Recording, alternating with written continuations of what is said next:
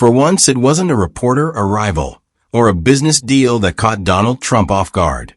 It was a moment so unexpected, so human, that even he couldn't predict the profound answer he was about to give. The event was buzzing with energy, a throng of reporters jostling for position as cameras flashed incessantly. Donald Trump stood at the center, his towering presence commanding the space. Questions flew at him from all directions, rapid-fire queries about politics, business, and controversy. The chaotic symphony of the press trying to outshout one another. Trump answered with his usual flair, his words crisp and calculated, as he basked in the spotlight. The crowd swelled around him, eager to witness the spectacle. Then, amidst the chaos, something unexpected happened. A boy, no older than 10, squeezed his way through the sea of legs and suits. His small, weathered hand reached up, gently tugging at the sleeve of Trump's perfectly tailored coat. Trump glanced down, the interruption breaking the rhythm of his polished responses. At first, he seemed ready to dismiss it as another distraction, but the sight of the boy made him pause. The boy's clothes were worn and too small for him, his sneakers scuffed and patched in places where the fabric had given way. Yet it wasn't his appearance that struck Trump, it was his eyes. There was no fear in them, only an earnest determination that seemed far too grown-up for a child his age. The reporters noticed the interaction and began to quiet, their lenses now trained on this curious moment unfolding before them. The boy hesitated for a moment, swallowing hard as if gathering all the courage he could muster. "Mr. Trump," he began, his voice steady but small, "what's the secret to happiness?" A hush fell over the crowd. For a split second, even the clicking of camera shutters stopped. The boy's question seemed to hang in the air, cutting through the noise and pretension that had filled the space just moments before. It was a question so simple, yet so profound, that it demanded everyone's attention. Trump's expression shifted. Gone was the sharp-edged confidence he typically wore like armor. Instead, there was something softer, something almost human in the way his brows furrowed as he looked at the boy. He didn't answer immediately. Instead, he seemed to study the child, as if searching for the right words. The crowd waited, tense with curiosity. This was no ordinary question, and they knew it. The boy held his gaze, unwavering, his small hands clenched at his sides, as if bracing himself for whatever answer might come. Trump, known for his quick comebacks and bravado, did something few expected. He lowered himself slightly, kneeling just enough so that he was at eye level with the boy. "You want the truth?" Trump asked, his voice quieter now, his tone lacking its usual theatrics. The boy nodded, his eyes wide, the weight of the moment etched onto his young face. Trump leaned in closer, as if about to share a secret meant only for the boy. "Let me tell you a story," he said. And with that, the crowd leaned in too, unable to look away, hungry for what would come next. Trump's voice softened, his gaze steady as he spoke. "I wasn't always the man you see today," he began, his words drawing the crowd closer, their curiosity hooked by the unexpected vulnerability. The boy's wide eyes never left him, captivated by the shift in tone from a man known for confidence and bravado. "There was a time," Trump continued, "when I felt smaller than you might believe. Lost. Alone. Like nothing I did would ever be good enough." The cameras flashed, but no one dared interrupt. The crowd stood motionless, captivated by the man's sudden willingness to step away from the larger-than-life persona he usually wore. "My father," he said, his voice deepening, "was a hard man. He was brilliant, but he believed in pushing people, pushing them to their limits. To him, building an empire wasn't just a goal, it was an expectation. He didn't tell me I should succeed, he told me I had to succeed. And he meant it." Trump paused, his eyes flickering with a memory that seemed to weigh heavily on him. "My first big failure," he continued, his voice quieter now, "was in real estate. I had this project I poured everything into, my heart and my energy, convinced it would make my mark. But it fell apart. It wasn't just about losing money. It was about proving my father right. He told me I wasn't ready, and I thought maybe he was right. Maybe I wasn't cut out for this life. And, for the first time, I felt something I never expected. I felt like a failure. The boy leaned forward slightly, his small face etched with a seriousness beyond his years. Trump caught his gaze and held it, as though speaking to him alone. "You think someone like me doesn't know what that feels like, don't you?" he asked, his lips forming a small wry smile. "But I do. I've sat in the quiet, staring at the walls, wondering if I'd ever climb out of the hole I was in." The boy nodded, just a small motion, but enough for Trump to see he had his full attention. "And I didn't feel happy," Trump admitted, his voice low, almost as if he were confessing a secret. "I felt empty. I felt like no matter how hard I worked, I'd never make it. I'd never be enough." A murmur rippled through the crowd, reporters scribbling furiously as they captured a side of Trump no one had ever heard before. But the boy, sitting motionless, remained his focus. "That feeling, it's the worst, isn't it?" Trump asked gently. "That emptiness. Like the world forgot you." The boy nodded again, slower this time, as if the weight of those words settled deep in his chest.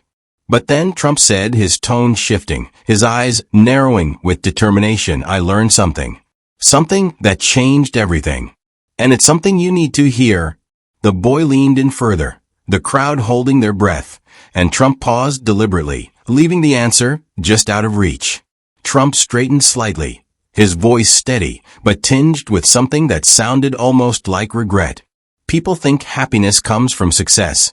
He began, his gaze shifting momentarily to the distant skyline, beyond the cameras and the crowd. "That's the biggest lie. You get success, and then what? A bigger house? A faster car? People clapping for you until they find someone else to cheer for." He shook his head. "None of it fills the hole inside." "Not really." The boy blinked, his small hands fidgeting nervously, but his attention never wavered. Trump's voice grew softer, as if the weight of the memory made it harder to speak. "There was a night, years ago, when I thought I had everything. Money, power, the penthouse, with the best view in New York City. I stood there looking out at the lights, the city buzzing below me, and I felt nothing. Just empty. I asked myself, is this it? Is this what I worked so hard for?" Trump paused, and for a moment it was as though he was reliving that night. The boy tilted his head, his brow furrowed, the silence between them pressing down like a heavy blanket. Finally, the boy broke it. "What did you do?" he asked, his voice small but insistent. A faint smile touched Trump's lips, almost reluctant. "I'll tell you what I did," he said, his tone shifting slightly, a glimmer of light cutting through the somberness. "But I won't lie to you, it wasn't easy." The crowd, who had been holding their collective breath, leaned in closer. Trump's eyes locked on the boy again, and he continued. "That night, I grabbed a pen and a piece of paper. And for the first time in years, I wrote down one thing I was grateful for. Just one. It didn't have to be big. It didn't have to be flashy. That night, it was the fact that my health was good, that I could breathe, walk, and think." The boy stared at him, confusion flickering across his face. "That's it?" he asked, his voice rising slightly, as if the simplicity of the answer didn't match the weight of the question. Trump chuckled softly. "That's how it started," he said. "Every night, no matter how bad the day had been, I wrote one thing. Sometimes it was something small, a kind word from a stranger, a good cup of coffee. Other times it was something bigger. But you know what happened?" He leaned forward slightly, his expression earnest. "It forced me to stop looking at what I didn't have and start seeing what I did."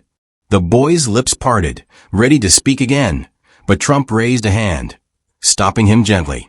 "But that's not the real secret," he said, his voice dropping to almost a whisper.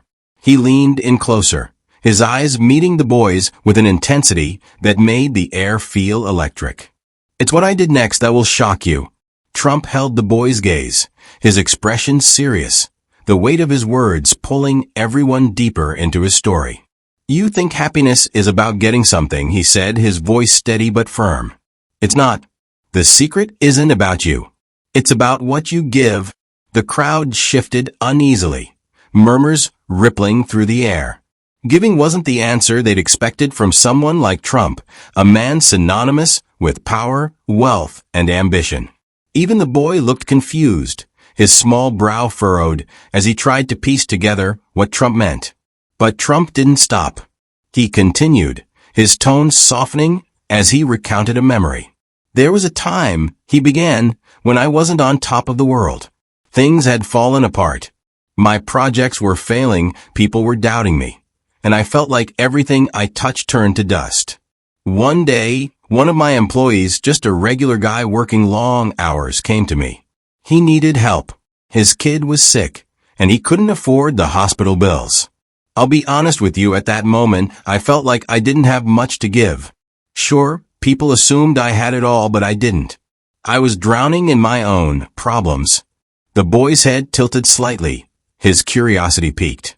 What did you do? He asked, his voice quiet but insistent. Trump smiled faintly, a flicker of something softer crossing his face. I helped him, he said simply.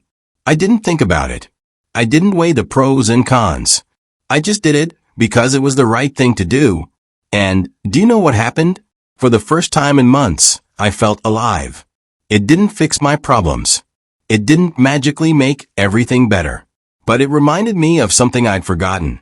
That even when you feel small, even when you think you have nothing, you can still give. And giving makes you bigger. The boy frowned slightly, his expression skeptical. But you're rich, he said, his voice cutting through the stillness. How does that help me? I don't have anything to give. Trump leaned closer, his gaze locking onto the boy, with an intensity that made even the surrounding reporters freeze in place. That's where you're wrong, he said. I didn't have what you think I had back then. I wasn't rich in the way people assume. I was scared. I was struggling. But I learned something. You don't have to give money to give. You can give your time, your kindness, your strength. Even a smile can change someone's day. You don't need $1 million to make someone feel like $1 million. The boy blinked, absorbing the words, his small shoulders relaxing slightly. Trump's voice dropped lower, almost a whisper now. You have something to give right now, he said, his tone almost challenging. Do you want to know what it is? The boy nodded, the anticipation visible in the slight tremble of his hands, and the crowd leaned in, waiting for the answer. Trump shifted slightly, his sharp gaze softening as he looked at the boy. The noise of the crowd seemed to fade, as if this moment belonged to just the two of them. What about you? He asked gently. What's your story? What makes you happy? What do you wish you could do? The boy hesitated, his small hands clenching at his sides. He glanced briefly at the cameras, then at the people around him, before lowering his eyes. I don't know, he mumbled, his voice barely audible. But Trump wasn't letting him off the hook so easily. Come on, he coaxed, his voice firm but encouraging. There's something, a dream, a reason you're here asking me this question. What is it? The boy swallowed hard and finally raised his head. I just want to make my mom proud, he admitted, his voice trembling with the weight of the truth. She works so hard, and I can't do anything to help her. I want her to smile and not have to worry so much. Trump nodded slowly, his expression unreadable. For a moment, it seemed like he was carefully choosing his next words. You think you need money to do that? He asked. The boy didn't answer, but his silence spoke volumes. Trump smiled slightly, a knowing look in his eyes. You don't, he said firmly. You don't need money to start. You don't need success or fame or a big bank account. You know what you need? You need to give people hope. The boy frowned, confused.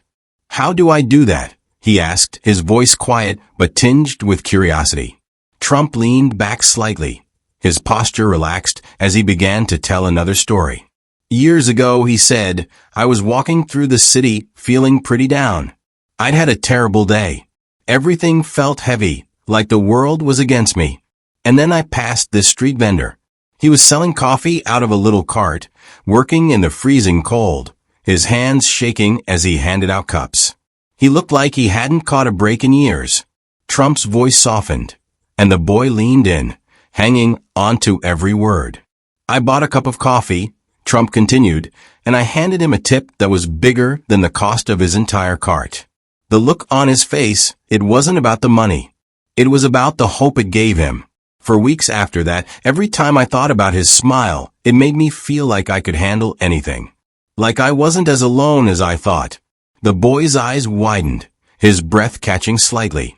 Trump leaned in closer, his voice quiet but full of conviction. "You can do that too," he said. "You don't need a lot to change someone's world. You just need to care enough to try. So here's the question. Are you brave enough to start right now?" The boy froze, the weight of the challenge clear on his face, as the crowd held their collective breath. Trump reached into the inner pocket of his suit jacket, the gleam of curiosity in his eyes matching the intensity of the crowd's silence. Slowly, he pulled out a sleek gold pen, its shine catching the afternoon light. The boy watched him, his wide eyes flickering between the pen and Trump's face, unsure of what was happening. The crowd murmured softly, their collective curiosity mounting with every passing second. Trump retrieved a small piece of paper from his pocket, smooth and crisp, and placed it on his palm. Without saying a word, he began writing, his pen moving with deliberate strokes, the ink gliding across the paper. The boy shifted nervously, his fingers curling into fists at his sides. The people around them craned their necks, reporters scrambling to position their cameras, desperate to capture whatever was happening. The tension was electric, every sound muffled under the weight of anticipation. Trump finished writing, clicked the pen shut, and handed the folded paper to the boy. "Hold on to this," Trump said softly, leaning in close enough for only the boy to hear. His voice dropped to a near whisper, the words he spoke hidden from everyone, even the cameras zooming in on his face. Whatever he said made the boy's eyes widen, his breath catching in his throat. For a brief moment, the boy looked as though he might cry, but instead he pressed the paper tightly to his chest and nodded, his lips trembling.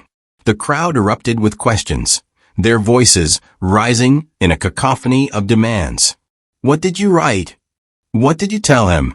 Is it a check? Is it advice?" Trump didn't answer. He straightened, brushing a speck of invisible dust from his sleeve, his expression unreadable. The boy turned suddenly, his small feet moving swiftly as he ran toward the edge of the crowd. Clutching the folded paper in his hand, he wove through the sea of people and reached his mother, throwing his arms around her and burying his face in her side.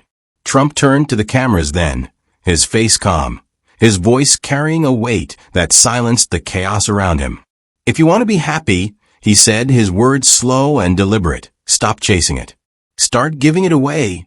The simplicity of his statement hung in the air, stark and powerful. The boy stood beside his mother now, her arms around his shoulders as he held the note tightly, his face flushed with emotion.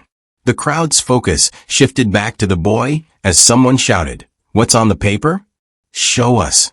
The boy hesitated, looking up at his mother, who nodded gently. With trembling fingers, he unfolded the note, raising it toward the cameras. But just as the cameras zoomed in, the screen cut to black. The story ended abruptly, leaving millions watching to wonder what Trump had written and what those words might mean. Please share this story with someone who needs some hope today. And don't forget to watch more heartwarming stories on your screen.